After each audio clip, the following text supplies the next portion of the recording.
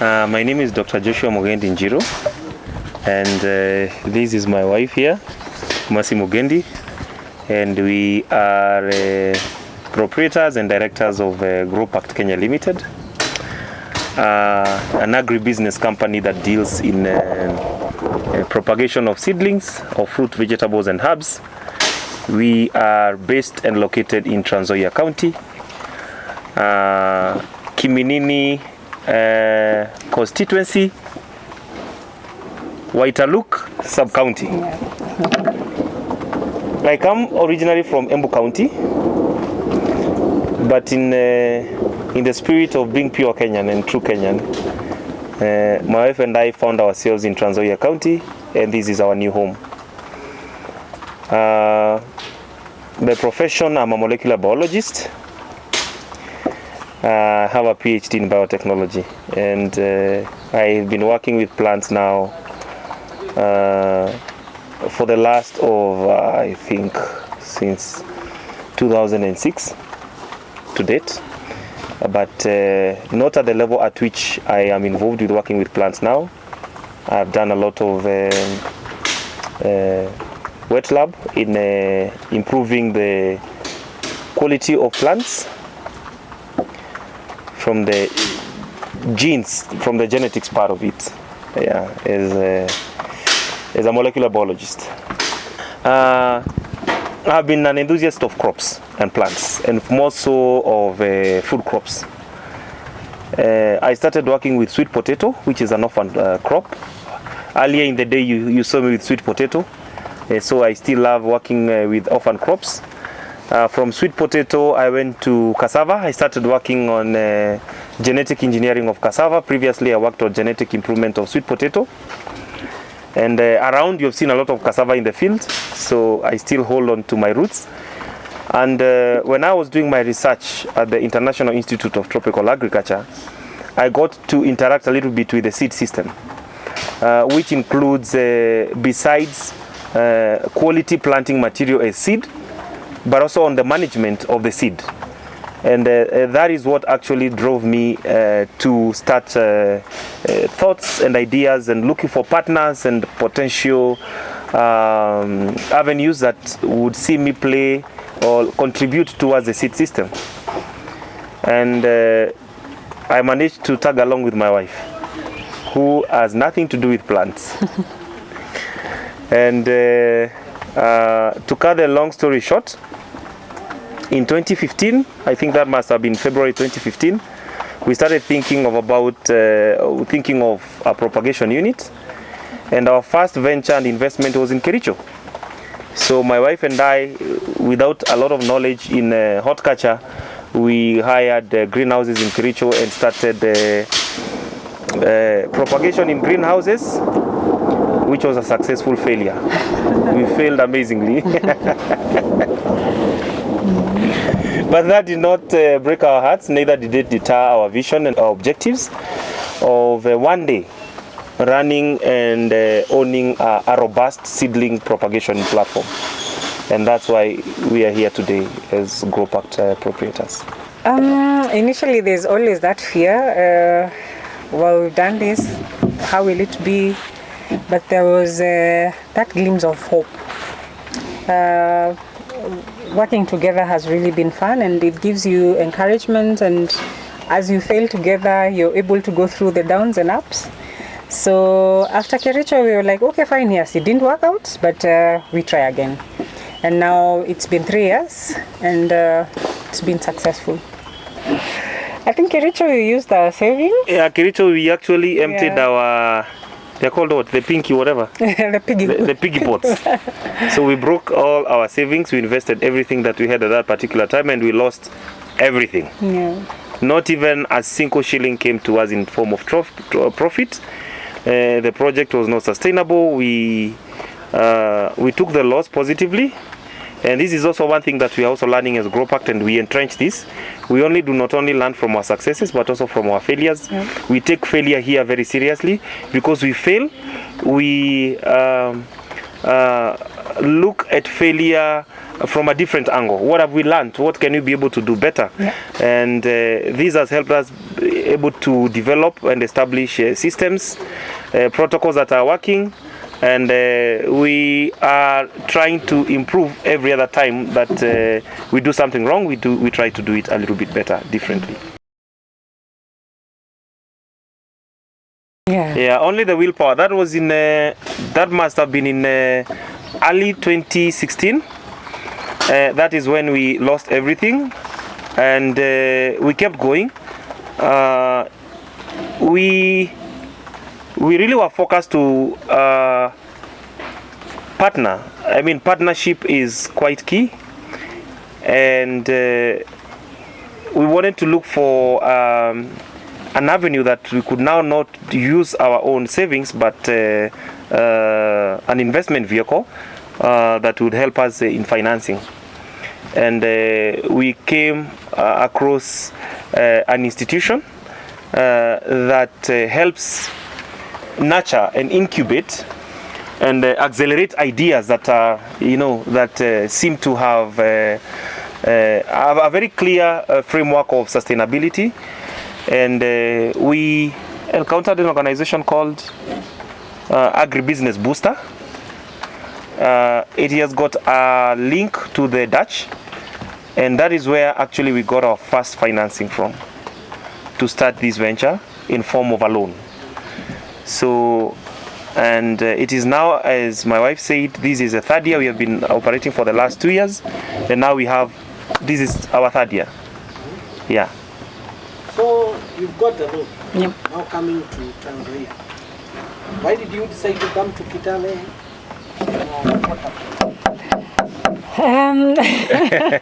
It's a very interesting question, because sometimes when you look at this, we think we are really in the wrong place.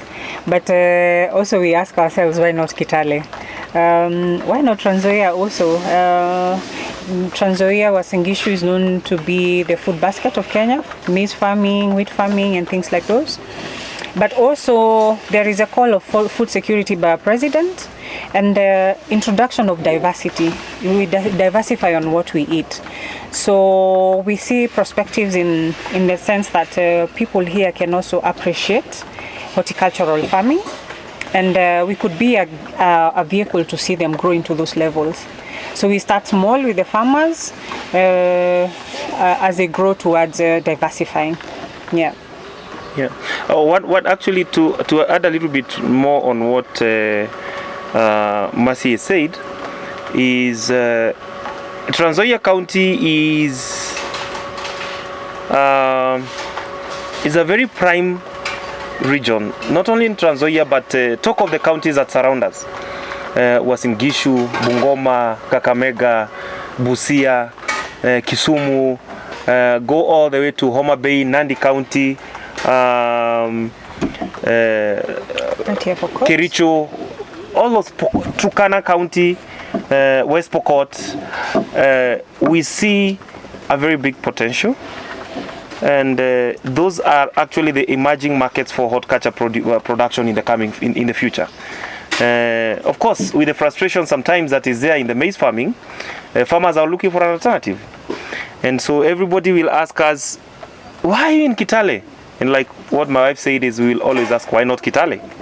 Yes, people have said you guys are going against the grain and against the flow, but we have seen farmers grow, transitioning smallholder farmers here who started with 100 seedlings, 1,000 seedlings. Now we have farmers who've grown all the way to an acre of tomato, an acre of cabbage, an acre of capsicum, and like our slogan is Growpact says, good start, great finish. So we want to start very well with the farmers as they start planting their seedlings. We partner together, we offer training, where possible we link them to the market. That has been one of our focus, and headed towards there, on encouraging our farmers to produce when we have a market for them, so that they can be able to practice market-led production, which is actually key to most of our farmers. Yeah.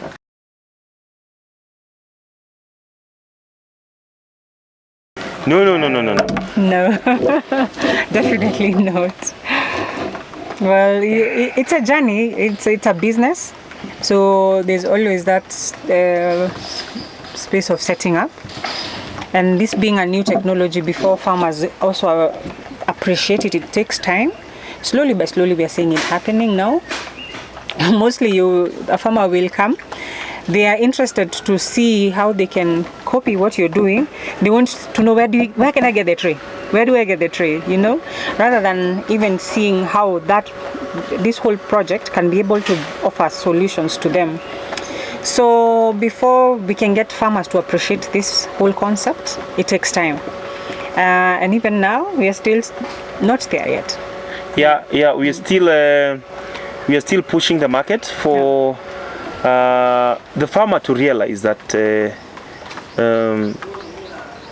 the greatest loss is not the number of seedlings that will not germinate when he plants his own conventional nursery, but actually the loss, the margins, the profits that he is missing out on what did not germinate. Yeah.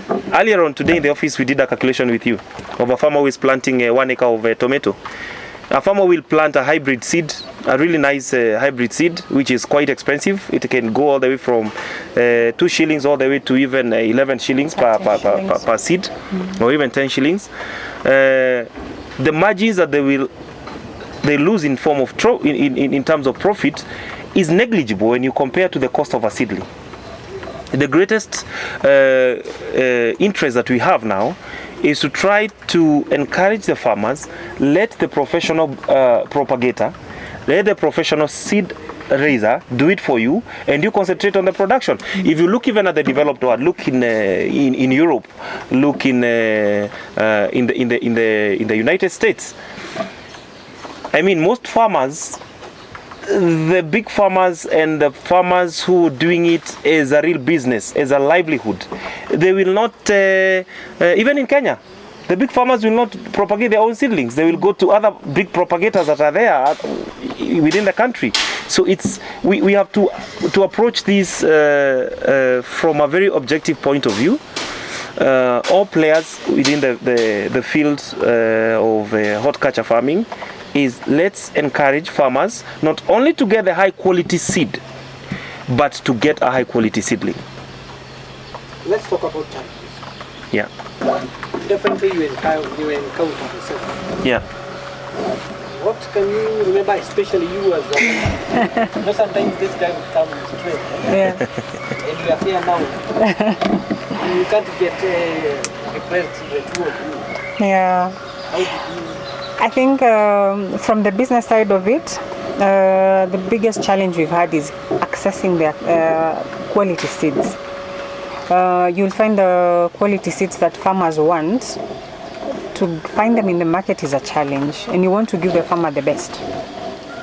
So if a farmer wants shanty, the shanty seed is not there, it's not available, so they miss out on a long. They want bolgan, they want all this. So that's one of our challenges. Another challenge is the market, to convince the farmer to move them from the conventional seedbed to realizing the potential of the smart tech nurseries. That's the biggest challenge we have so far. The other thing, what else? Yeah. Accessing to the materials that we need, the direct materials that we need to produce a quality seedling. You will always not find those materials here. We have to bring them from outside, and that's expensive, and we do not want to charge our farmer very expensively, because we want to grow with the small farmer all the way up. So you will find we don't want to increase the cost of production, but we really struggle to get these materials into the country because we have to bring them from outside, all of it. So that really has been our challenge, but slowly by slowly we are conquering them. Yeah. Yeah, of course, to just emphasize on what my wife just said, how I wish that our government would have a way of giving incentives to farmers, trying to make the ease of doing business, and especially in agribusiness. We use some inputs and some consumables that are not available locally. So we have to source them from outside. And clearing a container from the port of Mombasa nowadays is not easy.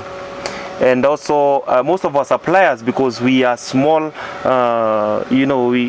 within the value chain of propagators, we cannot be able, for example, to afford, bring 40 containers or 40 food containers with our produce. So we must rely to other suppliers who buy in bulk, and they sell locally. But many times we go to them, for example, the substrate that you saw us using is not available in the market. And some technical grade fertilizers, they are not there. You'd say, oh, well, the process of clearance and all this is not as easy. And that affects us so much because the quality of the seedling is not as good. We have sometimes have to change our protocol so that we can survive and be afloat. So that is one thing that, without forgetting that within the Big Four agenda,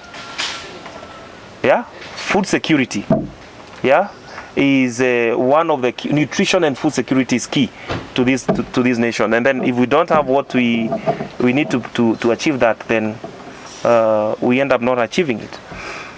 Also, I think the challenge, one of the challenges is perception. We must be able to overcome the thing of that tradition of how we've done things over time. So many seed companies now, they are coming and they are pushing their hybrid seed. Now, hybrid seed is good, and I hope that most of the players can actually embrace the hybrid seed of tomato, cabbage. We go hybrid because one, the yields are almost 4 times or 5 times. Where a farmer was harvesting 100 trays of crates of tomato, with a hybrid seed, he can go even to 300, 400 crates. So that is important. So if we are going to push that to the farmers, then one of the challenges that now we have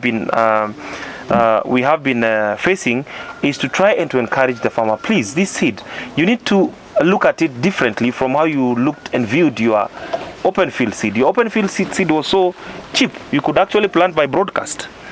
But here, you do that, you lose a lot. The challenge of a propagator like Growpact, it is not another propagator who is somewhere in another part of country or who is going to open up next to me. The greatest challenge that we have, it is to convince our farmers, and especially the smallholder and the mediums, the medium holder farmers and the smallholder farmers, is you need to embrace innovation. You need to embrace technology. Let Growpact, let another propagator who is next to you do it for you, and that's how you're going to realize the potential of your farm. You increase your yields, and that translates to your expansion and growth as a farmer.